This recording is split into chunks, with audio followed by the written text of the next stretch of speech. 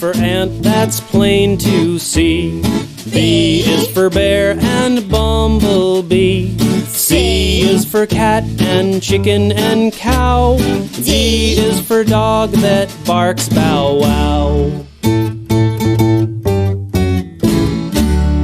E is for elephant, big and strong.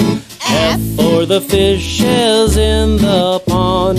G for the goose and gander, of course. H is for hen and hog and horse. I is for ibis, a lovely fowl. J for the jackal who likes to howl. K for the kicking kangaroo. L is for lamb and lion too. M is for monkey, you will note. N for the nibbling nanny goat. O for the owl who sleeps all day. P for the peacock, proud and gay.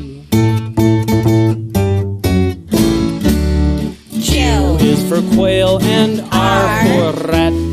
S for the skunk, enough said of that. T for the tadpole, toad and tiger. U is for unicorn, V for viper.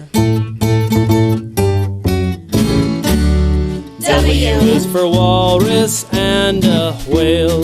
X is a cross and Y has a tail. Z is for zebra, it can't be wrong.